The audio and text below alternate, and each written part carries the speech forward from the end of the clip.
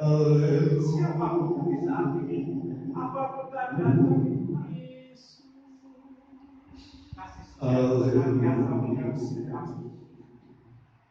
Kasih setiamu senantiasa menguatkan kami. Kebaikanmu senantiasa menopang kami. Biarlah hati kami terfokus pada kemuliaan nama Tuhan. Bahwa Allah yang setia, bahwa Allah yang mengasihi kami. Allah yang senantiasa menopang kami pada kemuliaan. Saat ini Tuhan, dengan segala keberadaan kami, dengan segala keberadaan hati kami, kami ingin, kami rindu mendengar suara-Mu. Terima kasih Tuhan. Nyatakan pada kami Tuhan. Nyatakan Tuhan kasih-Mu pada kami saat ini Tuhan. Mampukan kami untuk melihat kebaikan-Mu. Mampukan kami untuk melihat kemurahan-Mu. Mampukan kami untuk melihat kesetiaan-Mu ya Allah. Mari Tuhan jawab kami setiap kami Tuhan. Biar kuasa-Mu mengurapi dalam lagu, kuasa-Mu mengurapi kami semuanya, sehingga firman-Mu tidak akan dicuri oleh kuasa jahat, tapi firman-Mu akan sampai pada kami dengan utuh seperti apa yang Tuhan mau. Terima kasih Tuhan, di dalam nama Tuhan Yesus. Nama Tuhan Yesus. Amin. Ya Tuhan, silakan duduk Bapak Ibu Saudara. Shalom. Ya, saya berharap kita semua dalam kondisi baik, dalam kondisi sehat. Cuma jawab Tuhan yang ada di rumah, gimana? Baik semua.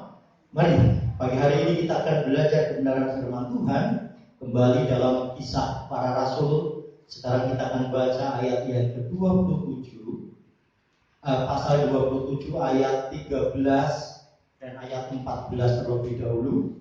Kemudian nanti kita baca ayat yang ke-22 sampai ayat yang ke-26.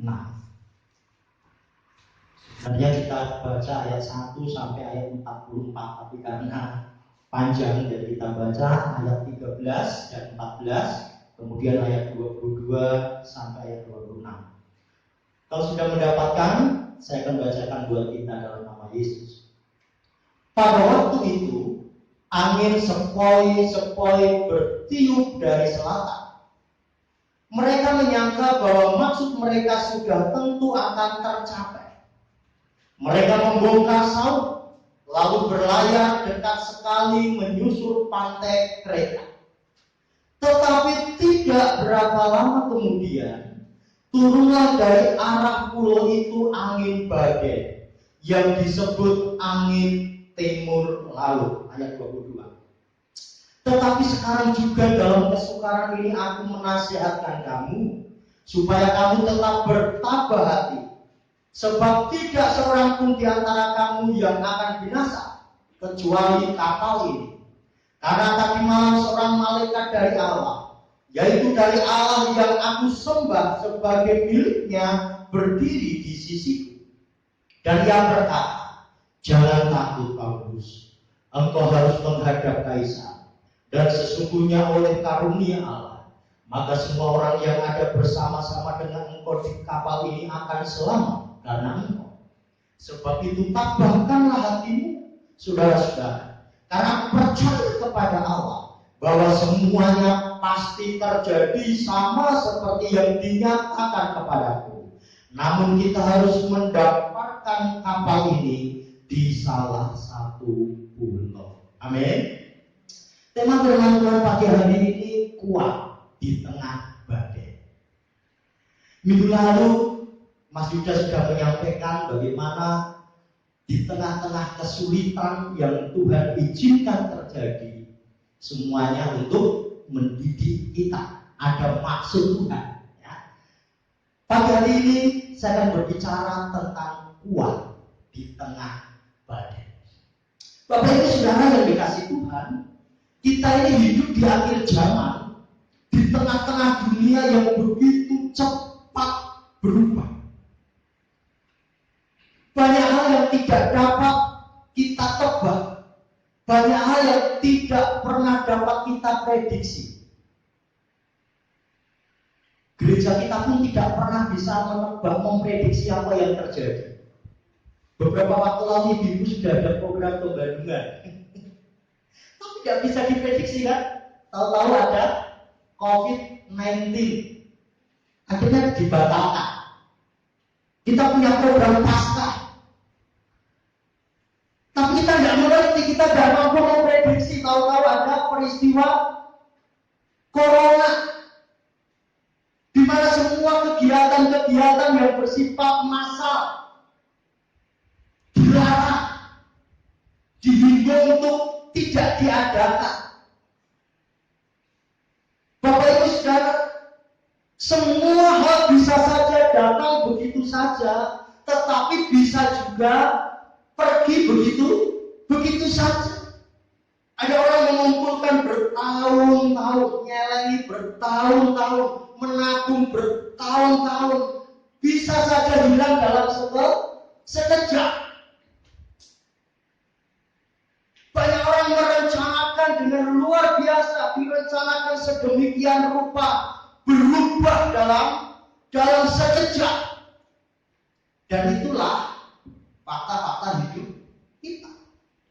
Tidak pernah dulu berpikir dalam pekerjaan nanti akan di PHK, dirumahkan, tahu-tahu dalam jangka waktu yang tidak lama dirumahkan, di PHK. Dan banyak hal, dan itulah fakta-fakta yang terjadi dalam kehidupan manusia. Nah, demikian pula yang terjadi dalam perjalanan Rasul Paulus dan rombongan menuju ke Roma. Apa mereka memprediksi akan ada badai besar? Tidak. Walaupun mereka tahu di tengah laut, di tengah samudra pasti ada gelombang, mereka tidak memprediksi akan ada badai besar. Kenapa? Coba perhatikan di ayat yang ke-13 dari pasal yang ke-27. Tapi supaya jelas ceritanya, coba kita baca dulu ayat yang ke-10 ya, 9 dan 10. Sementara itu sudah banyak waktu yang hilang.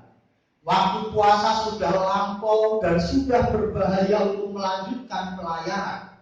Sebab itu Paulus memperingatkan mereka, katanya, saudara-saudara, aku lihat bahwa pelayanan kita akan mendatangkan kesukaran dan kerugian besar. Bukan saja bagi muatan dan kapal, tetapi juga bagi nyawa kita. Perhatikan ayat 13. Pada waktu itu angin sepoi-sepoi bertiup dari selatan. Apa yang mereka sangka? Mereka menyangka bahwa maksud mereka sudah tentu akan tercapai. Orang yang mengerti tentang pelayaran, orang yang sudah bertahun-tahun bergelut di samudra, waktu melihat angin sepoi-sepoi. Apa arti angin sepoi-sepoi? Angin yang lembut. Mereka menyangka jalan saja, pasti tujuannya tercapai, pasti sampai kepada tujuan. Itu prasangka manusia, itu dugaan manusia. Karena melihat apa? Melihat situasi, kondisi sangat mendukung. Tidak ada gejala-gejala akan adanya badai. Tidak ada tanda-tanda sesuatu yang akan menggagalkan perjalanan hidup mereka. Maka mereka menyangka, mereka menduga perjalanan pasti akan tercapai, akan sukses, akan berhasil. Tetapi apa yang terjadi? Di ayat 14. Tetapi tidak berapa lama kemudian, jadi komanya di kemudian ya. Tetapi tidak berapa lama kemudian turunlah dari arah pulau itu angin badai yang disebut angin timur laut. Saya garis bawahi kata tetapi tidak berapa lama kemudian. Menurut Bapak Ibu, kata tidak berapa lama kemudian itu maksudnya apa? Segera. Maksudnya dalam waktu yang relatif singkat, dalam waktu yang cepat. Kalau dikatakan sekejap itu mungkin terlalu ekstrim. Tapi dalam waktu yang relatif singkat. Dikatakan apa? Ada angin badai yang disebut angin timur laut. Artinya bahwa prediksi orang-orang yang berpengalaman pun salah. Angin sepoi-sepoi dikira akan membawa kepada keberhasilan, akan tercapai apa yang menjadi kerinduan mereka. Tetapi dalam waktu yang tidak lama, ada angin badai yang disebut angin timur laut yang membuat banyak orang, kalau Bapak Ibu baca ayat-ayat di bawahnya, mereka tidak tahan menghadapinya. Ayat yang ke-15 itu. Kapal itu dilayani dan tidak tahan menghadapi angin haluan. Karena itu kami menyerah saja dan membiarkan kapal kami terombang-ambing. Badai yang besar menyebabkan mereka tidak tahan menghadapinya. Akhirnya mereka menyerah, membiarkan terombang-ambing di lautan. Mereka terhanyut di ayat yang ke-16. Kemudian kami hanyut. Ayat 18. Karena kami sangat hebat diombang-ambingkan angin badai. Perhatikan. Maka pada keesokan harinya mereka mulai membuang muatan kapal ke laut. Kalau terus-menerus dihempas angin badai, mereka mulai apa? Mulai panik. Dan puncaknya ayat 20. Setelah beberapa hari lamanya, baik matahari maupun bintang-bintang tidak kelihatan, dan angin badai yang dahsyat, saya garis bawahi kata dahsyat, terus-menerus mengancam kami. Akhirnya, ini puncaknya, putuslah segala harapan kami untuk dapat menyelamatkan diri kami. Puncaknya mereka apa? Putus asa, putus harapan. Itulah seringkali yang terjadi dalam kehidupan manusia. Bapak Ibu Saudara, kalau kita aplikasikan dalam hidup, setiap kita pasti menghadapi badai hidup. Tidak peduli kaya miskin. Kemarin sudah dijelaskan Mas Yuda. Pasti orang akan menghadapi kesulitan. Apapun bentuknya, siapapun kita, entah itu pendeta besar sekalipun, entah pejabat sekalipun, entah orang hebat sekalipun, akan menghadapi kesulitan, akan menghadapi badai dalam hidup. Apa yang dialami bisa merubah yang sudah direncanakan, bahkan bisa menenggelamkan impian-impian hidup kita. Kadang-kadang sampai batas kekuatan kita. Kita berkata, Tuhan, ini batas terakhir kemampuanku. Aku sudah tidak kuat menderita. Aku sudah tidak kuat lagi berjuang. Aku sudah menyerah. Aku sudah putus harapan. Tidak ada lagi jalan. Jalan satu-satunya ambiar. Ambiar, jalan satu-satunya. Tapi pagi hari ini kita akan melihat pembelajaran yang luar biasa. Amin. Justru di tengah-tengah badai yang dahsyat, di tengah-tengah badai yang besar, di mana setiap orang mengalaminya, setiap orang merasakannya, tetapi ada seorang pribadi yang punya respon berbeda dengan yang lain. Yang lain ketakutan, dia tetap tenang. Yang lain panik, dia tetap tenang. Yang lain putus asa, dia tetap tenang. Dia tetap kuat, dia tetap tegar. Yang lain sudah mulai kebingungan, mencari jalan untuk menyelamatkan diri. Dia tetap tenang. Siapakah dia? Siapa dia? Namanya Rasul Paulus. Dan pagi hari ini mau belajar. Kita mau belajar apa rahasia, apa kekuatan Rasul Paulus. Dia tetap tegar, dia tetap tenang, dia tetap kuat menghadapi badai. Sementara yang lain sudah panik, yang lain ketakutan. Kita mau belajar. Ada beberapa hal yang saya temukan dari ayat-ayat ini. Kemarin saya ditanya oleh seseorang, Pak, kira-kira terdampak enggak ya dengan adanya COVID-19 ini? Mungkin karena enggak ada ibadah, persembahannya berkurang. Ini orang yang tanya. Mungkin ada hal-hal yang dirasakan dengan adanya COVID ini. Saya bilang kalau ditanya berdampak atau tidak, jawabannya kira-kira berdampak atau tidak? Dia berdampak, semua mengalami kok. Ya, semua mengalami COVID-19, semua mengalami pandemi, semua mengalami situasi keadaan seperti ini kok Bapak Ibu. Tetapi walaupun terdampak, saya katakan, tapi puji Tuhan, Tuhan tetap memelihara. Tetapi puji Tuhan, Tuhan memberikan kekuatan, kesehatan. Tetapi puji Tuhan, Tuhan senantiasa menolong, menopang. Dan itu respon. Paulus, dia menghadapi badai seperti yang lain. Tetapi ada respon yang berbeda. Dan apa rahasianya? Nah, rahasia-rahasianya yang ingin saya ungkapkan di hadapan kita, supaya kita juga memiliki respon tetap kuat di tengah-tengah situasi apapun yang kita jalani hari-hari ini. Yang pertama, kita baca ayat yang ke-22 dan ayat 23.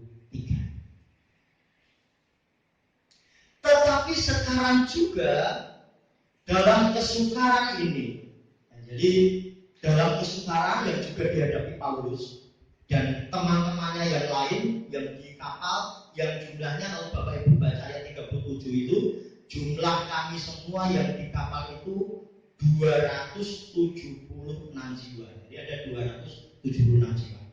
Aku menasihatkan kamu supaya kamu tetap bertabah hati. Jadi yang lain cemas, Paulus bisa tabah. Sebab tidak seorang pun di antara kamu yang akan binasa kecuali kapal ini. Alasannya apa dia tabah dan menasihatkan orang lain untuk tabah? Ayat 23. Karena ini kan sebab akibat.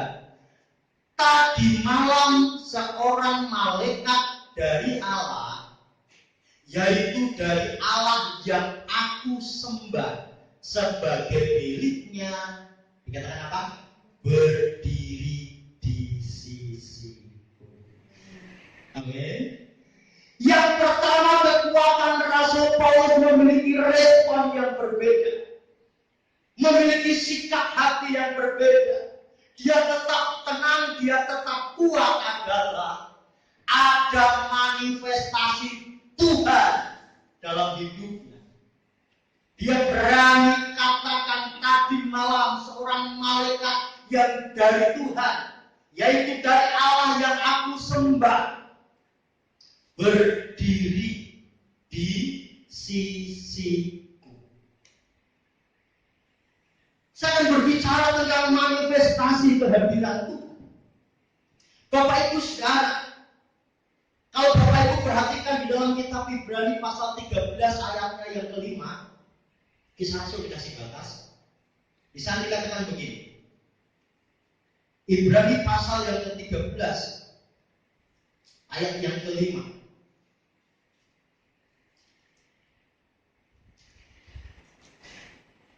Bagian terakhirnya.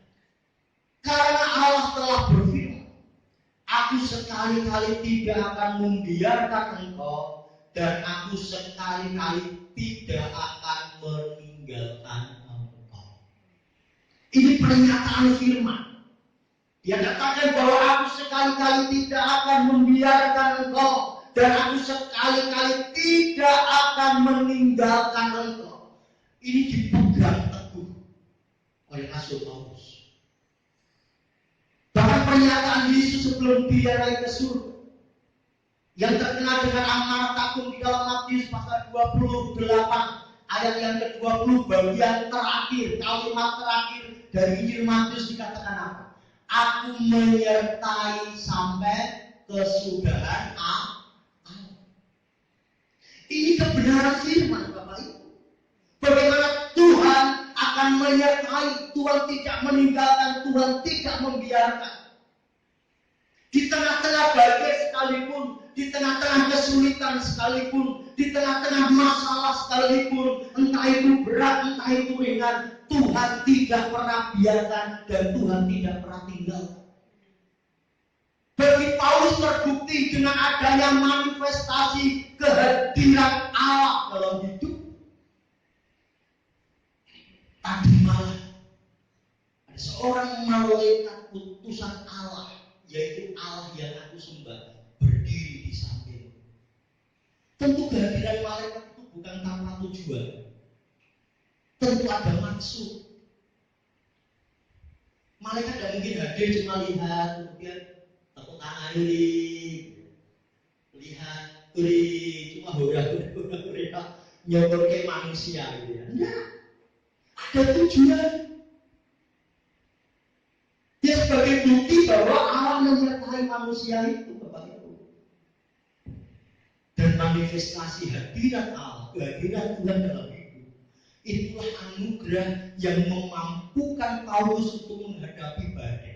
Dan bagi saudara dan saya, manifestasi kehadiran Tuhan dalam hidup kita adalah memampukan untuk kita menghadapi segala pergumulan hidup. Kuncinya apa untuk kita dapat menikmati manifestasi Tuhan ini dalam hidup kita? Ayat 25 dari Kisah Rasul pasal yang ke-27 tadi. Perhatikan ayat 25.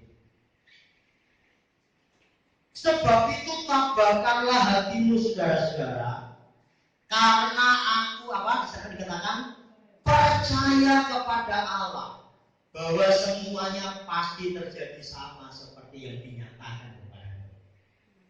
Jadi kunci untuk kita menikmati manifestasi kehadiran Tuhan dalam hidup saudara dan saya di tengah-tengah situasi apapun adalah percaya. Tadi malam dalam ibadah doa malam saya berbicara tentang hidup dalam iman sekalipun hamba katakan pohon anggur tidak berbuah, pohon zaitun mengecewakan, ladang-ladang tidak menghasilkan, kambing domba terhalau dari kandang. Bapak Ibu Saudara, aku akan tetap bersorak-sorak di dalam Tuhan. Ini iman sekalipun, bukan iman karena Paulus dia bukan iman sekalipun ini, Bapak Ibu. Manifestasi kehadiran Tuhan, dia percaya dengan sungguh. Dan itu yang memampukan untuk Paulus menghadapi badai. Sehingga responnya apa? Tabah. Ini yang pertama. Jadi mari jadilah anak-anak Tuhan yang percaya bahwa Tuhan ada bersama kita. Kanan kiriku ada Tuhan, sekelilingku ada Tuhan, dalam hidupku ada Tuhan, Dia selalu bersamaku. Ini jadi pegangan hidup kita. Kalau kita berpikir Tuhan sudah meninggalkan kita, kita melangkah sendiri, kita berjalan sendiri, ya sudah tadi panik, takut, putus asa, putus pengharapan. Tapi kalau kita yakin, percaya akan manifestasi kehadiran Tuhan dalam hidup kita, biarlah kita kuat menghadapi badai. Amin. Yang kedua, ayat yang ke-24 dan ayat 25. Perhatikan. Dan ia berkata, jangan takut Paulus. Engkau harus, saya garis bawahi kata harus, menghadap Kaisar. Dan sesungguhnya oleh karunia Allah, maka semua orang yang ada bersama-sama dengan engkau di kapal itu akan selamat karena engkau. Sebab itu tabahkanlah hatimu, saudara-saudara, karena aku percaya kepada Allah bahwa, saya garis bawahi kata ini, kalimat ini, semuanya pasti terjadi sama seperti yang dinyatakan kepada. Rahasia yang kedua yang dimiliki Rasul Paulus, selain dia merasakan manifestasi kehadiran Tuhan, yang kedua adalah adanya janji Tuhan. Saya dikatakan malaikat datang bukan hanya untuk bersorak-sorak, menyukur, bukan.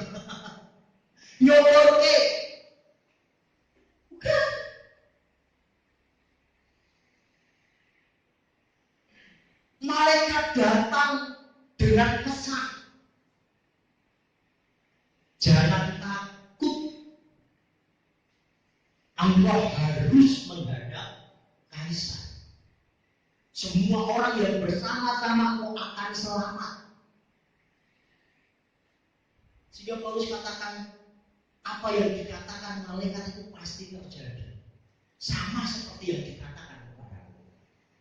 Ini bicara tentang adanya janji Tuhan. Dia datang kepada Paulus dengan sebuah janji bahwa Paulus akan pasti menghadap Kaisar dan semua orang yang bersamanya pasti selamat. Ada kata pasti dari ini janji. Beda dengan janjinya manusia. Kalau janjinya manusia apa? Janji dalam pernikahan kudus. Aku berjanji akan gini dalam pernikahan kudus. Faktanya apa? Faktanya, kau yang berjanji, kau yang mengingkari. Memang lidah tak bertulang. Mencela-mencela hari ini janji, enggak ditepati. Janji untuk setia, enggak setia. Janji untuk sehidup semati, maunya kamu mati, aku yang hidup. Ini manusia. Tetapi kalau Tuhan berjanji yang dipegang oleh Paulus pasti terjadi. Amin. Dan ini luar biasa. Inilah yang meneduhkan hidupnya di tengah badai, yang membuat dia tabah hati, yang membuat dia tenang. Janji Tuhan. Ada satu ayat di dalam Roma, coba kita perhatikan Roma pasal 4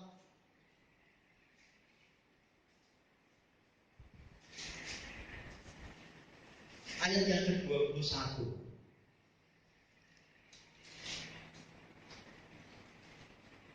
Kisah sebenarnya tentang Abraham, tapi ada sesuatu hal yang luar biasa.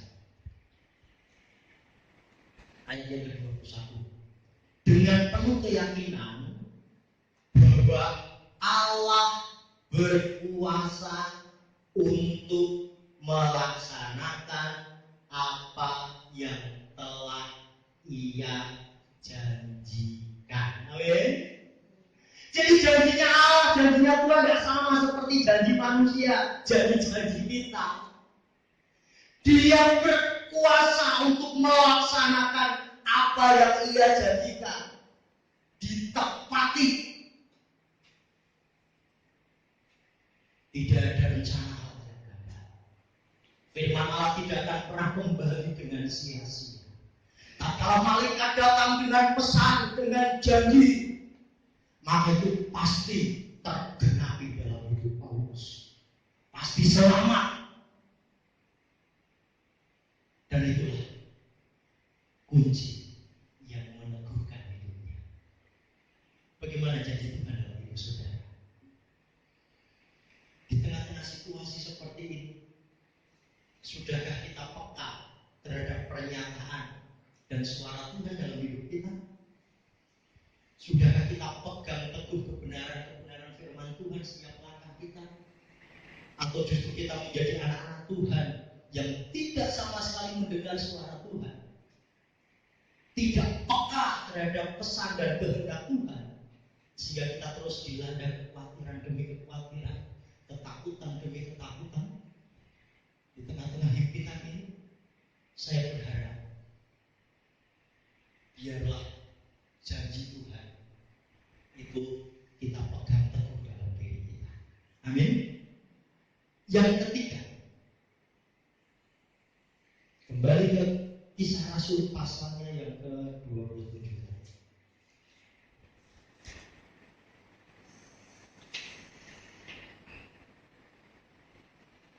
Perhatikan Bapak Ibu di ayat 24 tadi ya. Jadi ada beberapa makna di sana. Dan ia berkata, jangan takut Paulus, engkau harus menghadap Kaisar. Saya garis bawahi kata engkau harus menghadap Kaisar. Memang Paulus dibawa kepada Kaisar di Roma itu karena ada proses yang panjang di dalam pengadilan agama yang dilakukan oleh mahkamah agama Yahudi maupun oleh gubernur yang membawai Yahudi pada waktu itu.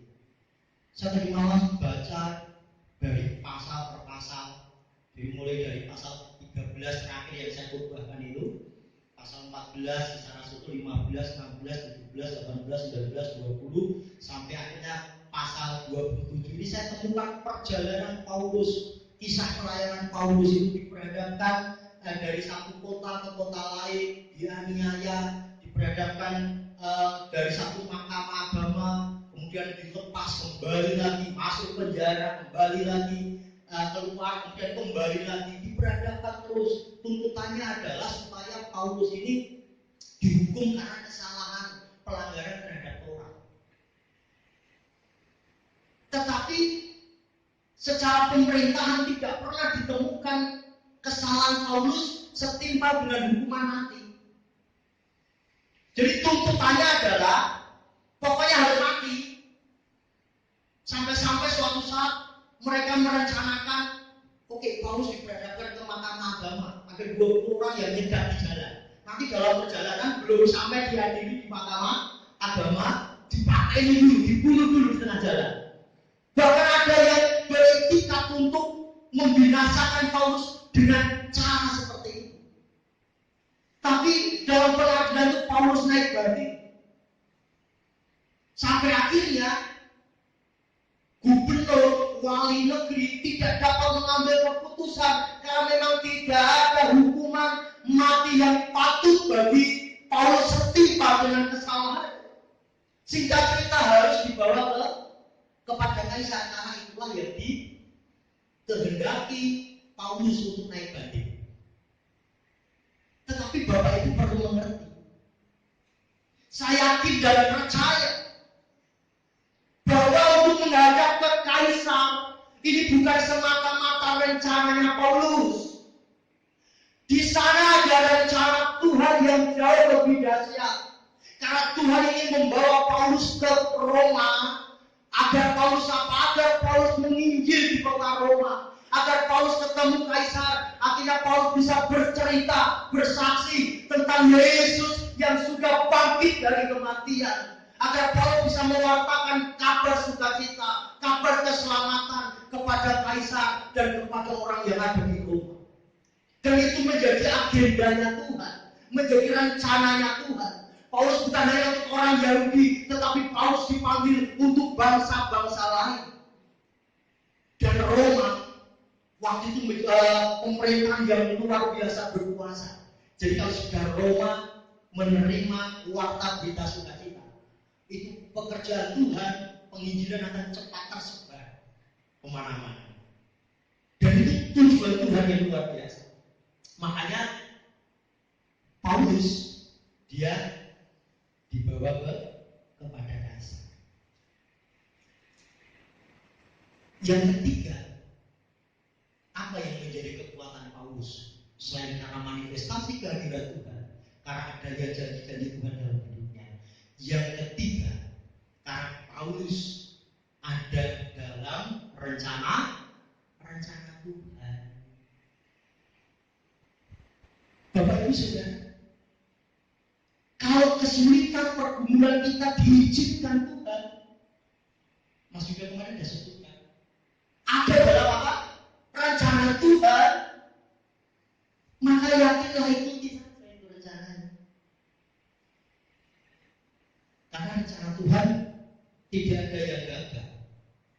Paulus harus bertemu dengan Kaisar.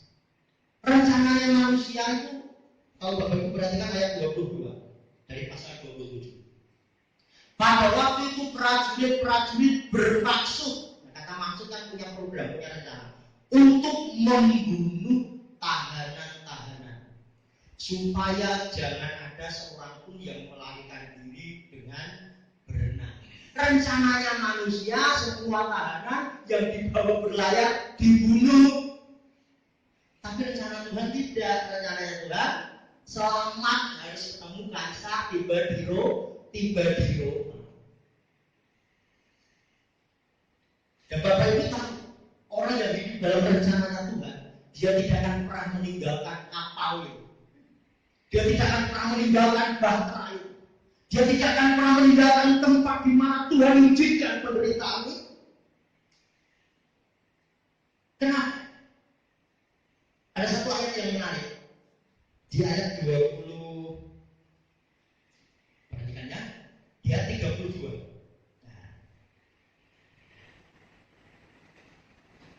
Mulai ayat 30 sampai ayat 32. Akan tetapi anak-anak kapal berusaha untuk melarikan diri dari kapal. Mereka menurunkan sekoci dan berbuat seolah-olah mereka hendak melakukan beberapa saut di haluan. Karena itu Paulus berkata kepada perwira dan prajurit-prajuritnya, ini perkataan yang luar biasa. Jika mereka tidak tinggal di kapal, kamu tidak mungkin selamat. Lalu prajurit-prajurit itu memotong tali sekoci dan membiarkannya hanyut. Perhatikan, kalau sudah ada dalam rencana Tuhan, walaupun badai datang, tetap akan dibawa ke Roma, tetap akan diberadakan kepada Kaisar. Makanya waktu ada prajurit, ada orang-orang yang mau berusaha melepaskan diri, keluar dari kapal, menurunkan sekoci, mereka akan menyeberang sendiri. Paulus katakan, kalau mereka keluar dari kapal, mereka tidak akan selamat. Kalau kita aplikasikan dalam hidup kita, kira-kira apa? Kita ini hidup di tengah-tengah zaman di mana orang itu gampang meninggalkan persoalan. Gampang meninggalkan apa yang Tuhan kehendaki, yang Tuhan izinkan terjadi dalam diri kita. Ketika badai datang, ketika masalah datang. Masalah datang dalam rumah tangga. Kepengennya apa? Kepengennya orang diselesaikan dengan baik-baik, kepengennya mana tinggal kita lepas. Ya kan? Meninggalkan rumah, meninggalkan bahtera, meninggalkan tempat di mana kita ditempat. Weslah pisah lagi. Menurutnya itu dalam usaha, sementara bergelut dengan persoalan pekerjaan mungkin, dan daripada masalah seperti ini, aku tak, kalau bahasa kasarnya ya, aku tak melarikan diri saja lah keluar pulau. Di Jawa boleh gawean susah, di luar pulau siapa tahu dapat kerjaan yang lebih enak. Masalah belum diselesaikan, sudah melarikan diri keluar. Seolah-olah itu menyelesaikan masalah. Atau mungkin dalam pelayanan. Mari hamba-hambaku, rekan-rekanku, sepelayanan dimanapun berada. Di tengah-tengah pelayanan, menghadapi pergumulan, permasalahan, himpitan. Udahlah di sini diintimidasi terus. Masalah demi masalah, aku tak tinggalkan saja. cari tempat pelayanan yang baru, yang prospeknya lebih baik, lebih berkembang. Sementara sebenarnya Tuhan sedang merencanakan sesuatu di situ. Kecuali kalau itu atas keinginan kita loh di situ ya, bukan dalam proyeknya Tuhan. Tapi kalau itu dalam proyek dan rencana Tuhan, maka pembelajarannya jangan sekali-kali kita meninggalkan kapal di mana kita ditempatkan. Jangan sekali-kali kita meninggalkan rumah tangga di mana kita dipersatukan Tuhan. Jangan sekali-kali kita menghancurkan pelayanan, meninggalkan pelayanan, sementara itu adalah proyek yang Tuhan kehendaki untuk kita jalani. Karena kalau kita tinggalkan kapal, Paulus katakan kepada prajurit, kalian tidak akan mungkin selamat. Jadi tempat yang terbaik di saat badai adalah tetap berada di tempat di mana Allah perintahkan. Tetap berada di tempat di mana Allah kehendaki. Karena di situ Allah sedang merendah, saudara. Amin. Karena di situ Allah sedang mengerjakan rencananya untuk menyatakan pemeliharaan dan keselamatannya. Bapak Ibu Saudara, benang sementara sudah disulamkan di kain. Kok kelihatannya ruwet ya?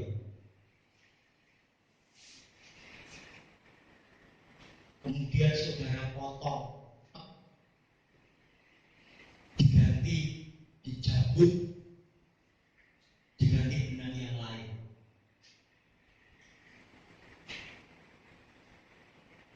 Akan merusak tatanan-tatanan yang lain.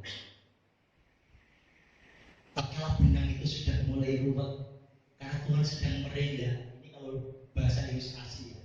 Karena sudah di setting sedemikian rupa. Sebenarnya tinggal nunggu diudari kalau bahasa Jawa,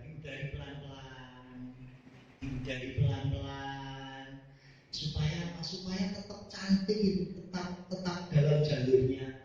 Setelah diudari, kemudian ditusukkan kembali, dianyam kembali, disulamkan kembali. Jadinya akan lebih bagus. Tapi seringkali begitu gampang dipotong, ditarik, atau begitu gampang sih ganti nyulam sing anyar. Akhirnya sia-sia lah itu yang sudah dikerjakan. Oleh itu mari tempat yang terbaik tetap berada di mana Tuhan perintahkan kita berada. Poin yang terakhir, ayat 44 sekarang dari Kisah Rasul pasal 27.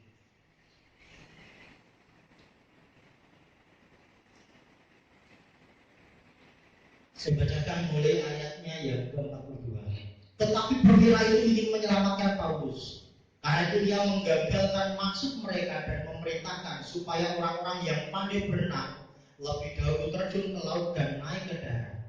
Dan supaya orang-orang lain menyusul dengan mempergunakan papan atau pecahan-pecahan kapal. Poin terakhir, demikianlah mereka.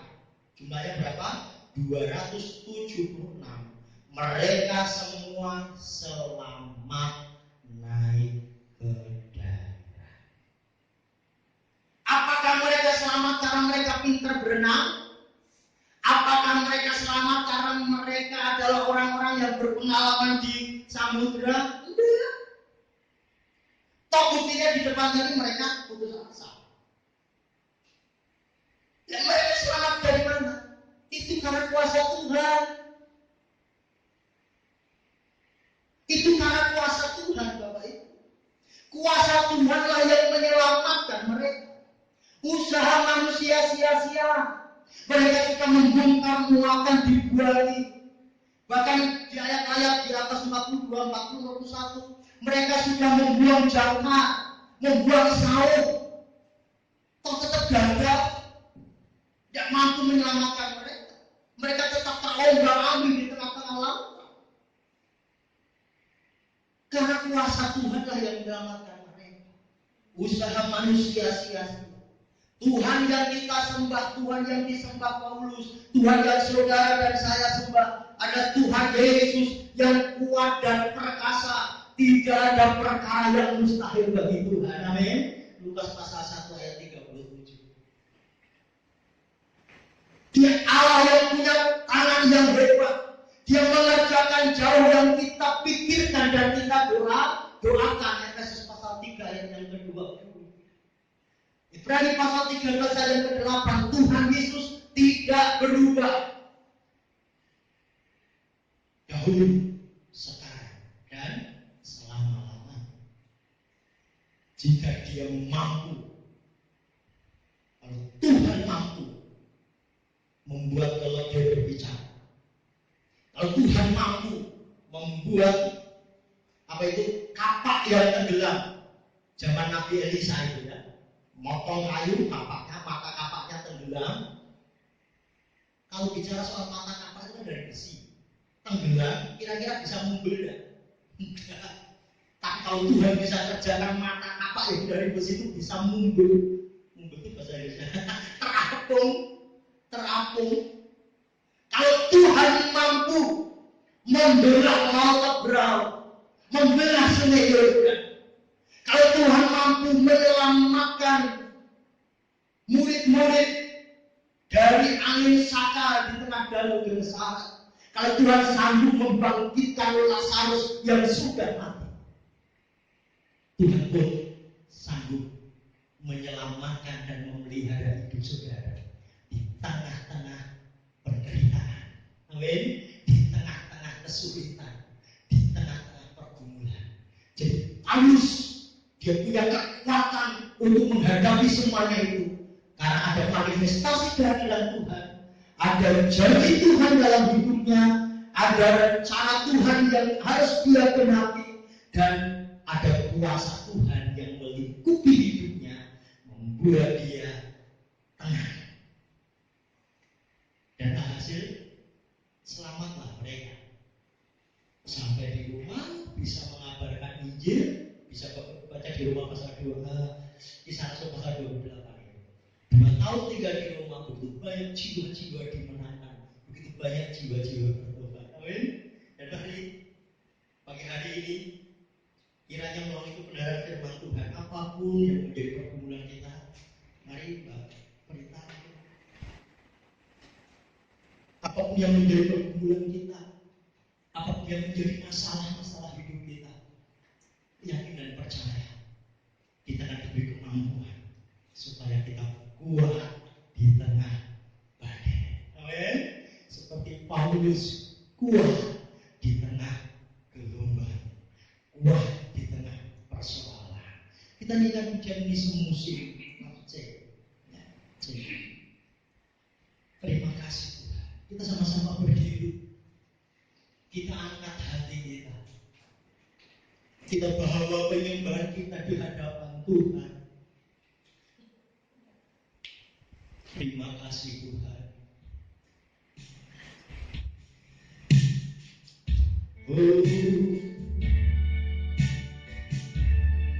Semusim berlalu, tapi toh Tuhan selalu pelihara saudara dan saya.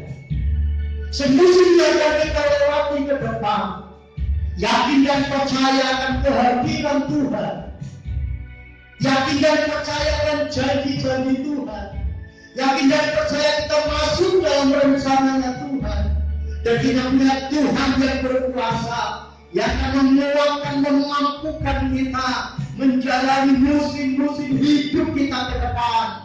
Bersama Bapa kita tidak akan pernah takut. Semusim berlalu, namun Kau selalu peliharaku. Kasih dan setiamu tak pernah ragu. Katakan semusim berlalu, semusim berlalu, namun Kau selalu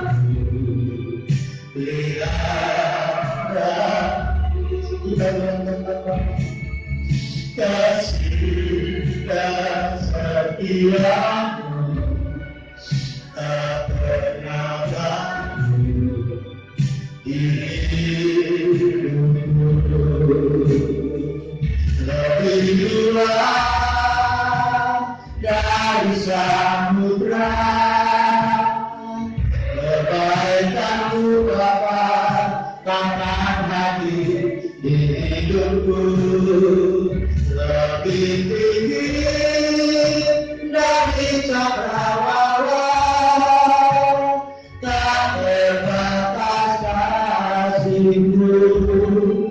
Sungguh ku bersyukur, Jesus. Semusim berlalu, namun Kau selalu di hadapanku. Kasih dan setiamu, dan setiamu tak pernah ganggu hidupku. Lebih luas dari samudra, kebaikan-Mu Bapa tangan hati di hidupku. Lebih tinggi dari cakrawala, tak terbatas kasih-Mu.